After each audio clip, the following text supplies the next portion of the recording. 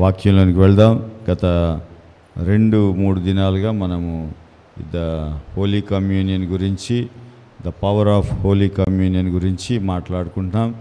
చాలా విషయాలు సిలువలో మనకి ఈ సిలువ ధ్యానాలు ప్రత్యేకంగా ఈ సంవత్సరం రివీల్ చేశాడు దేవుడు. చాలామందికి అర్థమయ్యే రీతిలో పరిశుద్ధాత్ముడు బోధించాడు. అయితే ఇది కూడా చాలా అవసరం మనకి. ప్రభురాత్రి భోజనం విషయంలో చాలామందికి చాలా సందేహాలు ఉన్నాయి. చాలా విధాలుగా మరి మతము యాక్చువల్గా క్రిస్టియానిటీ ఎందుకు దెబ్బతిన్నదంటే మతము మనల్ని ఆవహించిందనమాట. మతం ఎప్పుడైతే మన జీవితంలోకి వస్తుందో, మతం ఎప్పుడైతే మన సంఘంలోనికి వస్తుందో, మతం వచ్చిందంటే దేవునికి దూరం అయ్యావని అర్థం. అందుకని మతాన్ని తీసుకురాకూడదు. కేవలం తండ్రితో నీ సహవాసం. చర్చ అంటే తండ్రితో మన సహవాసం. అందుకనే ఆ భోజనం చేసేటప్పుడు మనం అన్యోన్య సహవాసం చేస్తాం దేవునితో, తండ్రితో అన్యోన్య సహవాసం చేస్తాం. చూడండి ఒకసారి యోహాను సువార్త 6వ అధ్యాయం 55 చదువునాను. 55 చదవండి. నా శరీరము నిజమైన ఆహారమును, నా రక్తము నిజమైన పానమును అయ్యున్నది. నా శరీరము తిని నా రక్తము త్రాగువాడు నా యందును నేను వాని యందును నిలిచియుందుము. అంటే ఇక్కడ గమనించండి, ఆయన శరీరాన్ని తిని ఆయన రక్తాన్ని త్రాగితే ఆయన నీలో ఉంటాడు, నువ్వు ఆయనలో ఉంటావు. అంటే ఏం జరిగినట్టు అక్కడ ఇద్దరు కలిసిపోయారు. అన్యోన్య సహవాసం. ప్రభురాత్రి బల్ల అంటే, ప్రభురాత్రి భోజనం అంటే నువ్వు ఎందుకు తీసుకుంటున్నావంటే ఆయన నీలో ఉండడానికి, నువ్వు ఆయనలో ఉండడానికి. మధ్యలో మతం లేదు. గమనించండి, మతం ఉంటే ఆయన నువ్వు దూరంగా ఉంటారు. మతం ఉంటే నువ్వు తీసుకోలేవు. మతాన్ని అడ్డం పెట్టుకుంటే నువ్వు దానిలోనికి వెళ్ళలేవు. మతాన్ని ఎందుకు తీసేశాడంటే యేసయ్య ఏం చెప్తున్నాడంటే, నేను అది మీరు తిని త్రాగినప్పుడు వెంటనే ఏం జరుగుతుందంటే, నేను వాని యందును వారు నా యందును నిలిచియుందుము. హల్లెలూయా. ఇది సహవాసం. ప్రభురాత్రి భోజనం అంటే ఆయనలో నువ్వు, నీలో ఆయన ఉండడం. ఇది ఒక విధంగా భార్యాభర్తల సంబంధం లాంటిది. భార్యాభర్తల సంబంధం లాంటిది. అందుకని ఇది చాలా పవిత్రమైంది, ఇది పరిశుద్ధమైంది. దీని గురించి అవగాహన లేక మన చాలామంది దీన్ని తప్పుగా అర్థం చేసుకున్నారు. అందుకని చాలా విషయాలు మీకు అవగాహనలోనికి తీసుకొచ్చాను. ఇంకా కొన్ని విషయాలు ఉన్నాయి. ఈ రోజున కొన్నిటిని మనం పరిశీలన చేద్దాం. రేపుతో దీన్ని క్లోజ్ చేద్దాం. సోమవారం నుంచి ఇంకా మిగతా విషయాలు మనం మాట్లాడుకుందాం. దయచేసి గమనించండి. ఈ రోజున నిన్న 26వ వచనం వరకు ధ్యానించాం. మొదటి కొరింథీ పత్రిక 11వ అధ్యాయం 26వ వచనం వరకు మనం గత దినం నేర్చుకున్నాం. అంటే ఆయన మరణాన్ని నీ జీవితంలో ఏ స్థితిలో ఉన్నా సరే, అది ఏ పరిస్థితి అయినా, మరలా ఒకసారి చెప్తున్నా వినండి, నువ్వు ఏ పరిస్థితుల్లో ఉన్నా, ఏ స్థితిలో ఉన్నా, ఎక్కడ ఉన్నా, నువ్వు ఎలాంటి అభ్యంతరం లేకుండా ఆయన మరణాన్ని నువ్వు ప్రచురించాలి. నీ సమస్య మీద ఎలా ప్రచురిస్తావంటే ఆయన శరీరాన్ని తిని ఆయన రక్తాన్ని త్రాగాలి. త్రాగినప్పుడు నీ సమస్య నుండి నువ్వు దూరంగా వెళ్ళిపోతున్నట్టు, నీ సమస్య నిన్ను విడిచి వెళ్ళిపోతుంది, లేకపోతే నువ్వు సమస్యను విడిచి వెళ్ళిపోతున్నావు. చూడండి, ఆ పస్కాన్ని భుజించి ఆ రాత్రి ఐగుప్తులు బయలుదేరి వెళ్ళిపోయారు. అంటే బానిసత్వంలో నుండి ఎక్కడికి వెళ్ళిపోయారు? పాలు తేనెలు ప్రవహించి దేశానికి వెళ్ళిపోయారు. అంటే మన జీవితము ఎప్పుడైతే బల్ల ఆరాధనలో పాల్గొన్నామో మునుపటి వలె ఉండకూడదు. తీసుకున్న ముందు వ్యక్తి వేరు, తీసుకున్న తర్వాత వ్యక్తి వేరు. నీలో ఆ చేంజ్, ఆ మార్పు వచ్చేయాలి. ఆ మార్పు రాలేదంటే రాంగ్ బిలీఫ్తో ఉన్నావు అన్నమాట. అంటే రాంగ్ మైండ్తో తీసుకున్నావు అని అర్థం. అందుకనే కార్యాలు జరగవు. నువ్వు తీసుకోకముందు ఎలా ఉన్నావో తీసుకున్న తర్వాత కూడా అలాగే ఉంటావు. ఉంటే అర్థం ఏంటంటే నీకు అది పని చేయలేదు, అంటే నీ రైట్ మైండ్తో నువ్వు తీసుకోలేదు. కాబట్టి నీకు రైట్ మైండ్తో తీసుకుంటే ఏం జరుగుతుందంటే వాళ్ళు వెంటనే ఆ రాత్రి వెండి బంగారములతో ఐగుప్తుని విడిచి వచ్చేసారు. వారిలో ఎవరునూ నిస్సత్తువు కలిగిన వారు లేరు. చాలా విషయాలు గత రాత్రి నేర్చుకున్నాం. ఆయన మరణాన్ని మన సమస్య మీద ప్రచురించాలని నేర్చుకున్నాం. అయితే ఈ రాత్రి 27వ వచనం చదువుదాం. చూడండి, ఈ రాత్రి మీకు కొన్ని మతం నేర్పించిన విషయాల్ని ఈ రాత్రి మీకు ఒక 2 విషయాల్ని క్లియర్ చేస్తాను. తర్వాత సమయాన్ని బట్టి మనం ముందుకు వెళ్దాం. చూడండి, ఇప్పుడు మనం ఎందుకు ఆగిపోతాం? ఈ ప్రభురాత్రి భోజనం చాలా శక్తివంతమైంది. చాలా ఈ సిలువలో శక్తి ఉందని తెలుసు, ఆయన శరీరంలో జీవం ఉందని తెలుసు, ఆయన రక్తంలో మనకి విడుదల ఉందని తెలుసు. ఇన్ని ఉన్నాయని తెలిసినా మనం ఎందుకు తీసుకోమంటే మతము మనకి కొన్ని మన మైండ్లో పెట్టింది. అవి ఈ రాత్రి మనం చూస్తాం. అందుకే మనం తీసుకోం. లేకపోతే తీసుకున్నా భయంతో తీసుకుంటాం. చూడండి, నువ్వు భోజనానికి ఎవరైనా పిలిచారనుకో, భయంగా తింటావా, మంచిగా తింటావా? ప్రేమ ఉంటే ఏం చేస్తాం అక్కడ? ఇది ప్రేమ కార్యము. సిలువ కార్యములో సిలువలో ఏముందని నేర్చుకున్నాం మనం? ప్రేమ ఉందని నేర్చుకున్నాం. ప్రేమగా మిమ్మల్ని ఎవరైనా ఇంటికి పిలిచారనుకోండి, ఎలా తింటాం? చక్కగా మనకి ఏమేం కావాలో అన్నీ అడిగి మరీ ఎంచుకుని తింటాం. అంతేనా? ఒకప్పుడు వేరు, ఇప్పుడు వేరు. ఇప్పుడు నువ్వు వేయకపోయినా అలా అడిగి వేయించుకుంటారు. అప్పుడు వేరు. అప్పుడు ఎలా ఉండేదంటే మా రోజుల్లో అంటే కప్పు ఉండేది. ఒక కప్పులో కర్రీ పెట్టేసి మటన్ పక్కన చారు పెట్టేవారు. అంటే మళ్ళీ అడగొద్దని ఒక కప్పులో ఒక చికెన్, ఒక కప్పులో చారు, ఇంకా మళ్ళీ అడిగే పని లేదనమాట. ఇప్పుడు అలా కాదు, నువ్వు వేయకపోయినా వాళ్ళు వేసుకుంటారు. అందుకని ఇప్పుడు ఎవరైనా పిలిస్తే మనకి సఫిషియెంట్గా ఉంటేనే పిలవాలి, లేకపోతే పిలవకూడదు. నిన్న హేమలత సిస్టర్లు పంపితే మాకు 2 పూటలకు సరిపోయి ఇంకా మిగిలింది. అలాగే అంతేగాని అప్పుడులాగా ఇంత కోఫా పంపితే కొంత మా డాడీకి ఒక స్నాక్ లాగా అయిపోద్ది అది. అందుకని దయచేసి గమనించండి. అందుకే ఎందుకని మనం ఇది తీసుకోమంటే, సాధారణంగా ఏంటంటే మనకి ఎవరో ఒక తప్పుడు సమాచారం ఇచ్చారు. రాంగ్ ఇన్ఫర్మేషన్ మన జీవితాన్ని పాడు చేసేస్తుంది. చూడండి, ఎవరైనా సడన్గా నీ మీద కొంతమంది జోక్ చేయాలని, ఏదో నిన్ను భయపెట్టాలని ఒక మాట చెప్తారు. ఆ టైంలో ఆ రాంగ్ సమాచారం అంటే రాంగ్ ఇన్ఫర్మేషన్ నీ ప్రాణాలు కూడా తీసేయచ్చు. కొన్నిసార్లు జోక్గా చెప్తారు, అది ప్రాణం తీసేస్తుంది. అందుకని జోక్ చేసేటప్పుడు కూడా జాగ్రత్తగా ఆలోచన చేయాలి. ఎందుకంటే తప్పుడు సమాచారము, మీరు వాక్యాన్ని బాగా చదివితే మీకు అర్థమవుతుంది. యోసేపు చనిపోయాడని చెప్తే వాళ్ళ తండ్రి వ్యాధిని పడ్డాడు. అంటే ఇక అంగలార్పు, ఆయన మామూలుగా లేడు. మళ్ళీ అది బ్యాడ్ న్యూస్ వినగానే ఆయన జీవితంలో మళ్ళీ కోలుకోలేదు. కానీ ఎప్పుడైతే మళ్ళీ యోసేపు బ్రతికున్నాడని తెలిసిందో, వెంటనే అక్కడ రాసి ఉంటుంది, ఆయన ప్రాణం మనకి ఏమొచ్చిందట? తెప్పరిల్లేను. వెరీ గుడ్, మీకు బాగానే గుర్తుంది. తెప్పరిల్లేను అని రాసి ఉంటుంది. ఏముంది? తెప్పరిల్లింది. ప్రాణం దేంతో తెప్పరిల్లింది? బూస్ట్ ఇచ్చేనా, లేకపోతే 10 గ్లాసులు పాలు పట్టించారా? నీ కొడుకు బ్రతికున్నాడని చెప్పారు. మంచి సమాచారం. హల్లెలూయా. అందుకే మనం చర్చిలోకి వచ్చి ఏం వినాలంటే గుడ్ న్యూస్ వినాలి, బ్యాడ్ న్యూస్ కాదు. నువ్వు పాపివి, నువ్వు చచ్చిపోతావు, లేదా నువ్వు అలాగైపోతావు, ఇలాగైపోతావు అంటే ఇక్కడికి వచ్చి ఏం ప్రయోజనం నువ్వు? అందుకే దీన్ని ఏమన్నారు? గుడ్ న్యూస్ అన్నాడు.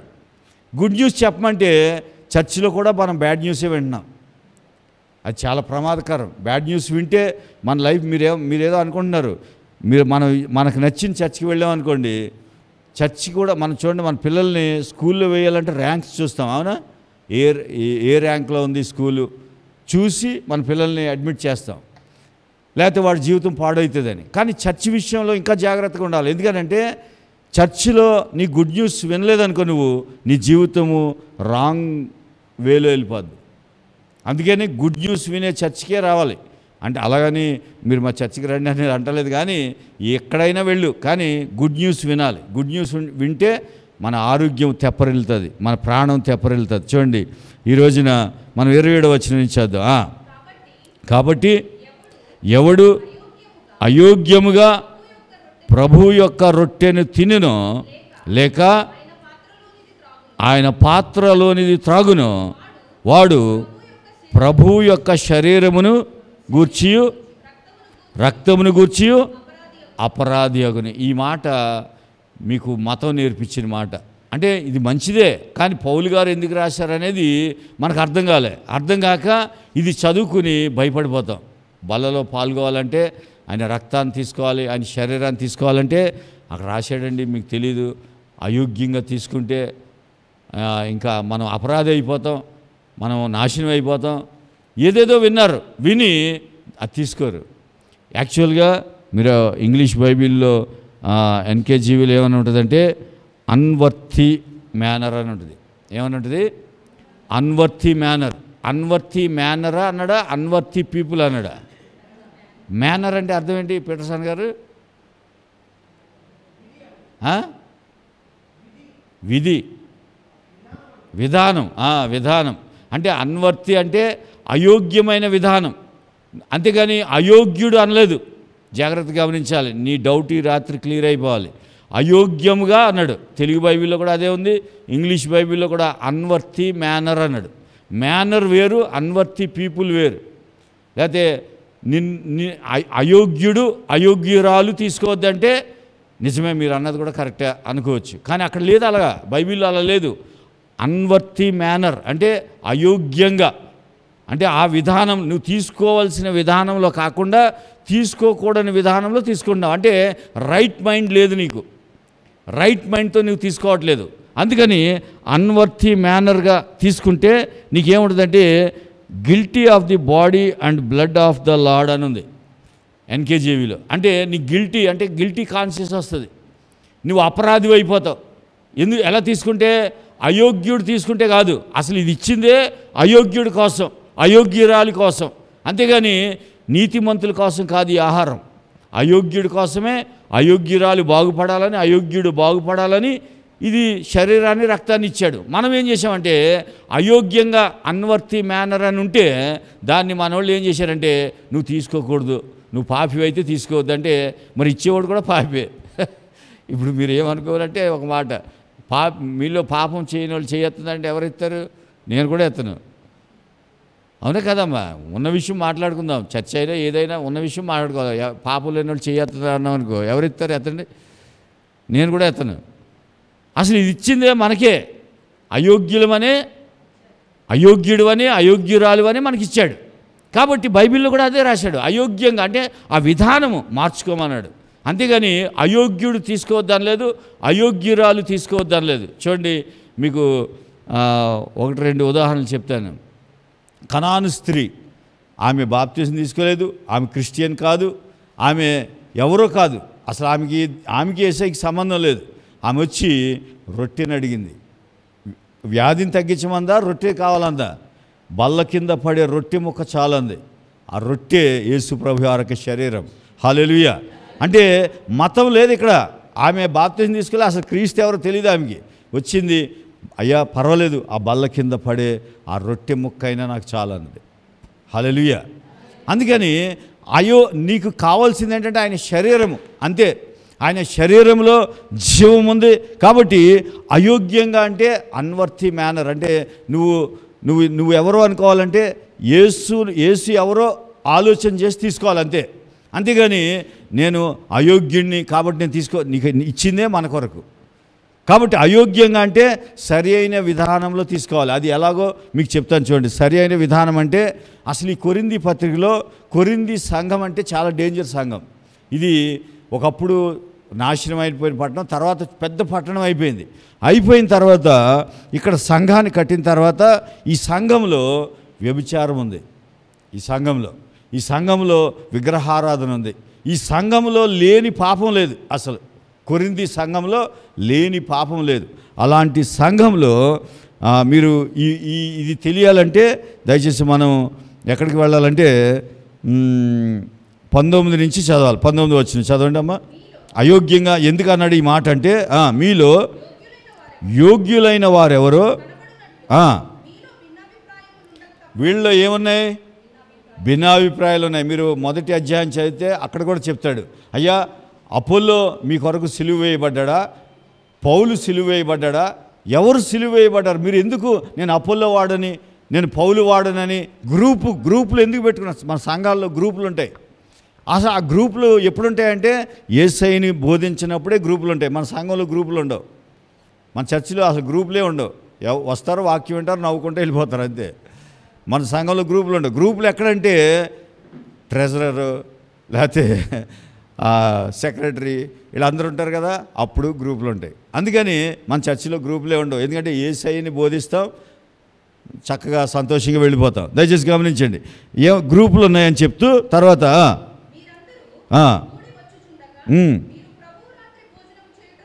వీళ్ళు ఏం చేశారంటే ఏ గ్రూప్కి ఆ గ్రూపు, ముందుకు ముందే వెళ్ళిపోతున్నారు. ఎందుకు వెళ్ళిపోతున్నారు చెప్తాను మీకు. అసలు ఎందుకు ఈ మాటలు రాశాడో మీకు అర్థమవుతుంది.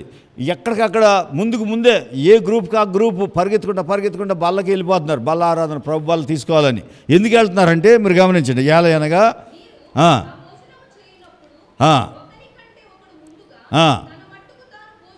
అంటే ఇక అక్కడ ఏం ఒక విధానం లేదు. ఇందాక అనుకున్నాం కదా, అన్వర్తి మేనర్ అంటే ఇది. అంటే వెళ్ళిపోవడం, ఎవడు మట్టుకు ఆడి తినేస్తున్నాడు. అంటే మీరేమనుకుంటున్నారంటే తినేస్తున్నాడంటే అదేం కడుపు నిండుతుంది పాస్టర్ గారు అనుకుంటున్నారు. ఈ మనం ఇచ్చే రొట్టె బల్ల కాదు వాళ్ళు తినేయి. అక్కడ నేను చెప్పాను కదా, మీకు కావాలంటే ఒక ఫోటో చూపిస్తాను, లేకపోతే గూగుల్లో మీరు సెర్చ్ చేయండి. మజ్దా బ్రెడ్ ఏదో అంటారు దాన్ని. ఇలా చార్ల కింద ఉంటుంది. ఓల్డ్ సిటీలో దొరుకుతుంది మనకి. అది ఇంత ఉంటుంది. ఒక బ్రెడ్ చాలా పెద్దగా ఉంటుంది అనమాట.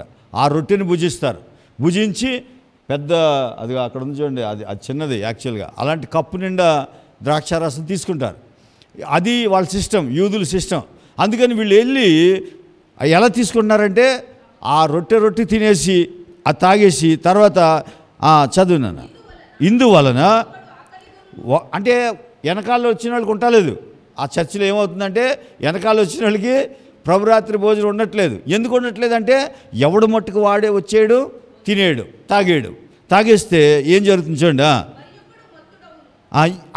ఒకడేమో ఆకలిగా ఉంటున్నాడు, అంటే ఆ బల్ల లేకుండా ఉంటున్నాడు. ఇంకోడేమో ఎక్కువ తాగేసి మొత్తం అయిపోతుంది. మీకు అన్వర్తి మేనర్ అని ఎందుకన్నాడంటే ఇది మొత్తుగా అయిపోయి అంత తాగేస్తున్నారు వాళ్ళు ద్రాక్షారసాన్ని. చూడండి పౌలు గారు ఎంత స్పష్టంగా రాశాడు. అన్వర్తి మేనర్ అంటే వాళ్ళు ఇది యేసు ప్రభు రక్తం అంతా తాగుతలేదు, కడుపు నిండా తాగేస్తున్నారు, కడుపు నిండా తినేస్తున్నారు. ఆ బ్రెడ్లు తినేసి ఒకడికేమో దొరుకుతలేదు, దొరికినోడికేమో 4-5 రొట్టెలు తినేసి 4-5 కప్పులు తాగేసాడు అనుకో, ఆడు ఫుల్గా మొత్తం అయిపోతున్నాడు. అప్పుడు ద్రాక్షారసం అంటే ఎలాంటిది కాదు, అది ఒరిజినల్గా వాళ్ళు తీసేవారు కాబట్టి అది మొత్తం వచ్చేస్తుంది. అలా తాగేసేవారు అనమాట. తాగి మత్తుడగును. ఇదేమి పౌలు అంటున్నాడు, అయ్యా ఇదేంటి అసలు మీరు చేసే పని ఏంటి? అన్వర్తి మేనర్ అంటే ఇదే. అన్వర్తి మేనర్ అంటే అయోగ్యంగా అంటే అరే మీరు చేసే పని ఏంట్రా ఇది యేసయ్య రక్తము, ఆయన శరీరం అని మీకు తెలీదా? ఇదేంటిది, ఏం పనిది? అక్కడ రాశాడు చూడండి. ఇదేమి ఆయనకు ఆశ్చర్యమైంది. అరే ఇది యేసయ్య రక్తము శరీరంలాగా తీసుకోకుండా మీ గ్రూపులుగా వచ్చేసి ముందు వచ్చినోడేమో మొత్తం తినేసి తాగేస్తే వెనకాల వచ్చినోడికేమో వాడు ఆకలిగా ఉంటున్నాడు, వాడికేమో ఆ బల్ల దొరకట్లేదు. ఇదేంటి అసలు ఈ సిస్టమ్ ఏంటి? Unworthy manner. దాని గురించి చెబితే మనోళ్ళు దాన్ని పక్కకు తీసేసి ఇది పట్టుకొచ్చి మధ్యలో పెట్టి విశ్వాసులకు చూపించి, రే నీ పాపాలు నువ్వు ఒప్పేసుకో, నువ్వు అయోగ్యంగా తీసుకున్నావా అపరాధి అయిపోతావు. అసలు అక్కడ రాసింది దేనికోసం? అక్కడ ఏమని ఉంది? ఇదేంటి, ఏం పని ఇది అని చెప్పి తర్వాత అన్నపానములు పుచ్చుకొనుటకు అడుగుతున్నాడు. అమ్మా సంఘస్థులారా, మీకు అన్నపానములే తినాలనుకో, మీకు ఇళ్ళు ఉన్నాయి కదా, అక్కడ తినండి కడుపు నిండా. ఎందుకు చర్చిలో దీన్ని అయోగ్యంగా తినేస్తున్నారు, తాగేస్తున్నారు, మొత్తం అయిపోయేలాగా తాగేస్తున్నారు, అంతగా తినేస్తున్నారు. మీకు ఇల్లు లేవా? మీరు ఇంట్లో తినొచ్చు కదా, భోజనం చేసి రావచ్చు కదా అని అడుగుతున్నాడంటే మీరు అర్థం చేసుకోండి ఎలా తిని ఉంటారు వాళ్ళు. అంటే ఇప్పుడు అసలు మన కడుపులో చిన్న కడుపులు, మనం ఇంత బిర్యానీ తింటే మళ్ళీ తినలేము. వాళ్ళు అలా కాదు, యూదులు ఇంత ఎత్తుంటారు. వాళ్ళు అవసరమైతే ఒక మేకని తినేస్తారు. అలాంటి వాళ్ళు ఇప్పుడు ఒక్కొక్కడు ఎంత తినుంటే మొత్తం వచ్చి ఉంటుంది వాడికి. మీరు ఒకసారి ఆలోచన చేయండి, ఎంత తిని ఎంత తాగి ఉండొచ్చు వాళ్ళు. అది అన్వర్తి మేనర్ అంటే, అయోగ్యంగా తీసుకోవడం అంటే అది. అందుకని పౌలు గారు ఇదేంటి మీరు ఎలా తీసుకున్నారు, మీకు అన్నం తినడానికి ఇల్లు లేదా, ఇంట్లో తినరండి, ఇది యేసు ప్రభు రక్తము, ఆయన శరీరం అని చెప్తున్నాడు. చెప్పి దేవుని సంఘమును తిరస్కరించి అంటే ఇక్కడ ఏం జరుగుతుందంటే చాలా జాగ్రత్తగా గమనించండి. ఇక్కడ ఏం జరుగుతుందంటే సంఘంలో డబ్బులున్నవాడు డామినేట్ చేస్తున్నాడు అనమాట. ఇక్కడ ఇది ఇప్పుడు కాదు, ఇది అప్పటి నుంచి ఉంది. ఎప్పుడు పౌలు గారు అంటే ఆల్మోస్ట్ క్రీస్తు శకము 65లోనో ఎప్పుడో రాసి ఉంటాడు ఇది నాకు తెలిసి. ఆ టైంలో నుంచి ఉంది ఇది. ఏం డామినేషన్ చేస్తుంది? డబ్బులున్నవాడు వచ్చి తినేస్తున్నాడు, పేదోడు బయట ఉండిపోతున్నాడు. ఈ సంఘంలో మన సంఘం ఎందుకు పెట్టామంటే అందరూ ఈక్వల్. ఇక్కడ ఎవరు ఎక్కువ తక్కువ లేరు. అలాగే ఈ సంఘము దీవించబడాలని పెట్టాం మనం. 10 మందికి దీవెనకరంగా ఉండాలి ప్రతి వ్యక్తి. మన సంఘంలో చూడండి, హెచ్చు తగ్గులు ఎప్పుడైనా మీరు చూసారా? అందరూ ఒకటే. ఇక్కడ ఏ తేడాలు ఉండవు, అందరికీ సమానంగా అన్నీ ఉంటాయి. అందుకని దయచేసి గమనించండి, అక్కడి నుంచే వచ్చింది. ఆ కొరింథీ సంఘంలో ఎవరు వెనకుండిపోతున్నారు? పేదలు గెంటేస్తున్నారు. వాడికి ప్రభురాత్రి బాళ్ళు ఉండలేదు. డబ్బులు ఉన్నవాడు వచ్చేయడు, తినేయడు, ఆడు గ్రూప్ రేస్కి రావడం, తినేయడం, తాగేయడం, మత్తుగా ఇంటికి వెళ్ళిపోవడం. అంటే అన్వర్తి మేనర్. అసలు ఇది ఇలా తీసుకోవచ్చా? కొరింథీ సంఘంతో మాట్లాడుతున్నాడు. ఇలా తీసుకోవచ్చా? ఇది ప్రభు భోజనం, ఆయన్ని జ్ఞాపకం చేసుకోవాలి, ఆయన్ని మీరు భుజించాలి, ఆయన రక్తాన్ని తాగాలి అని చెప్తున్నాడు అన్నమాట. అని చూడండి, తిరస్కరించి పేదలను సిగ్గుపరుస్తున్నారు. పేదోడు వస్తే పక్క తప్పుకోరా, ఇదేంటి, నేను ఈ చర్చి సెక్రటరీని అంటాం ఒకడు, లేకపోతే ఈ చర్చి ట్రెజరర్ అని ఒకడు, లేకపోతే ఈ సంఘ పెద్దనని ఒకడు, నేను ఈ సంఘంలో డబ్బులు నేను కానుకలు ఇస్తేనే సంఘం నడుస్తుందని ఒకడు. ఇలా అని పేదోడిని ఏం చేశారంటే పక్కకి గెంటేశారు. ఆయన శ్రేష్టమైన అమూల్యమైన రక్తాన్ని, ఆయన జీవం కలిగిన శరీరాన్ని తినకుండా పేదవాడిని దూరం పెట్టారు. ఇది మనం అనుకుంటున్నాం, ఇప్పుడు డబ్బులు ఉన్న వాళ్ళు డామినేట్ చేస్తున్నారండి చర్చిల్లో. ఒకప్పుడు అలాగ ఉండేది కాదనుకుంటున్నాం. అప్పుడు కూడా ఉంది. అప్పుడు కూడా పేదవాడు బయట ఉండాలి, ఉన్నవాడు లోపల ఉండాలి. ఇది ఈ సిస్టమ్ అప్పటి నుంచి వచ్చింది. అందుకని పౌలు గారికి బాధ కలిగి పేదల్ని మీరు సిగ్గుపరుస్తారా? మీతో ఏమి చెప్పాలరా నాయన? ఇప్పటికే చాలా బోధించాడు ఆ సంఘానికి. మీకు అక్కడ రాశాడు చూడండి, అక్కడ ఏముందమ్మా? మీతో ఏం చెప్పుదునా? అసలు ఏం చెప్పాలి మీకేమైనా అర్థమవుతుందా అని అడుగుతున్నాడు అన్నమాట. మీకు ఏం చెప్తాను తర్వాత, దీని గురించి మిమ్మల్ని నేను మెచ్చుకుంటానా? ఇలా మీరు ఎలా చేస్తే అయోగ్యంగా ఏం చేశారు వాళ్ళు? గ్రూపులుగా వచ్చారు. డబ్బులు ఉన్నవాడు వచ్చాడు, ముందు ఆడు తినేశాడు, ఆడు తాగేశాడు, తర్వాత పేదవాళ్ళు గెంటేశాడు, పేదవాళ్ళని సిగ్గుపరిచాడు. ఇవన్నీ చేశాడు. కాబట్టి పౌలు గారు ఈ మాటలు రాశాడు, అయోగ్యంగా తీసుకుంటే నువ్వు అపరాధి అయిపోతావు అన్నాడు. అయోగ్యంగా, అన్వర్తి మేనర్. అయోగ్యుడు కాదు, మళ్ళీ చెప్తున్నాను, అయోగ్యురాలు కాదు, అయోగ్యంగా. అది స్థితి అన్నమాట, అంతేగాని మనిషి కాదు. మనిషి నౌన్ కాదు. అది నాకు తెలిసి వర్బ్ అయి ఉంటుంది. ఏం పీటర్సన్ గారు, అంతేనా? వర్బే కదా, వర్బ్ అది. అందుకని నౌన్ కాదు. అది నౌన్ అంటే పర్సన్కి వర్తిస్తుంది. పర్సన్ అంటే వ్యక్తికి అది అప్లై అవుతుంది. ఇది వ్యక్తి కాదు, అయోగ్యుడు కాదు, అయోగ్యంగా, అన్వర్తి మేనర్. దయచేసి దీన్ని గమనించి అందుకని ఈ విషయాలు చెప్పడం. దీని గురించి మిమ్మల్ని మెచ్చుకుంటాను అనుకుంటున్నారా? మిమ్మల్ని నేను మెచ్చను. అసలు ఈ వాక్యాలన్నీ వదిలేసాం మనం. వదిలేసి అయోగ్యంగా తీసుకుంటేనండి నేను అపరాధిని అయిపోతాను. అందుకని చాలా తెల్లబట్టలు వేసుకొచ్చేయాలండి. అలాగని తెల్లబట్టలు మంచివి కాదని కాదు, తెల్లబట్టలు వేసుకురండి, మంచిదే. బట్టల్లో ఏమీ లేదు. నీ అయోగ్యంగా, నీ అన్వర్తి మేనర్తో చేయొద్దు. అది పౌలు గారు చెప్పిన విషయం. దయచేసి కాబట్టి తర్వాత విషయాలు మీకు తెలుసు. మిమ్మల్ని మెచ్చుదునా మెచ్చను అని ఇక తర్వాత విషయం మనం రాత్రి చదివాం. కాబట్టి అయోగ్యంగా అంటే అన్వర్తి మేనర్తో నువ్వు తీసుకుంటే నువ్వేమవుతావు అంటే అపరాధి అవుతావు. అన్వర్తి మేనర్ అంటే అర్థమైంది కదా ఇప్పుడు మీకు? అయోగ్యంగా అంటే అర్థమైందా? అయోగ్యంగా అంటే ఇష్టానుసారంగా 1 లీటర్ తాగేసాడు అనుకోండి, అది ద్రాక్షారసం 1 లీటర్ తాగేసి 10 రొట్టెలు తినేస్తే అది అయోగ్యంగా తీసుకున్నట్ట, లేకపోతే యేసు ప్రభు రక్తము శరీరం అని తీసుకున్నట్ట? అయోగ్యంగా తీసుకున్నట్టు. అది ఆ రోజుల్లో సిస్టమ్ అలా ఉండేది కాబట్టి అలా చెప్పాడు. ఇప్పుడు మీరు తీసుకుందామని కుదరదు, ఇంత కప్పిస్తాం దాంట్లో అది గట్టిగా పట్టుకుంటే ఇరిగిపోద్ది. ఏంటది? రొట్టె. అప్పుడు రొట్టె ఇరగదు, అది ఇంత లావునుండేది. ఆ బ్రెడ్ మీకు ఎప్పుడైనా ఫోటో చూపిస్తా గూగుల్లో, లేకపోతే నా యూట్యూబ్లోకి వెళ్ళండి, DTV మినిస్ట్రీస్లో.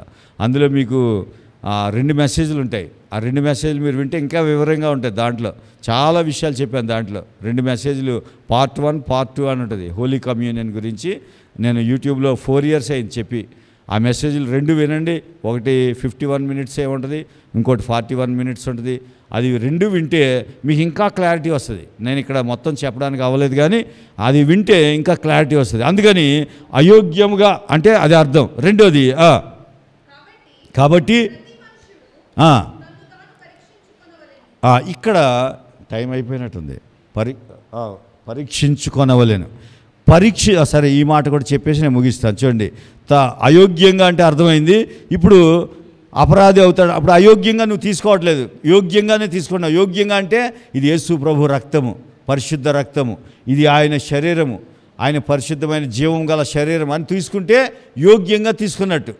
అలా తీసుకునేవాడు ఇంత ఇచ్చినా తీసుకుంటాడు, దానికి పెద్ద రొట్టె అవసరం లేదు. అలాగే కడుపు నిండాల్సిన అవసరం లేదు. కడుపు నిండాలంటే ఇంటికి వెళ్ళి అన్నం తింటాం. కాబట్టి యోగ్యంగా తీసుకోవడం అంటే అది. రెండవది ఇంకో విషయం చెప్తాను చూడండి. కాబట్టి ప్రతి మనుష్యుడు తన్ను తాను పరీక్షించుకొనవలను. ఇప్పుడు మీ డౌట్ ఏంటి? పరీక్షించుకోమన్నారు కాబట్టి పాస్టర్ గారు ఏం చెప్పారంటే నిన్ను నువ్వు చూసుకుంటూ ఉంటావు. కానీ మీకు ఆల్రెడీ ఒక మెసేజ్ మీకు చెప్పేశాను. నీ పాపములు ఎలా పోతాయో ఒకసారి మనం స్క్రీన్ మీద చూసాం. ఎలా పోతాయి? ఎవరిని పరీక్షించాలి చెప్పాలి. వెరీ గుడ్, మీకు బాగా గుర్తుంది. ఆ రోజు మనం 2 సార్లు వీడియో వేసి చూపించాం. అంటే పరీక్షించాలంటే ఎవరిని పరీక్షించాలి? పాపం చేసిన వాడినా పరిశుద్ధుడిని, పాపం చేసినవాడిని కాదు.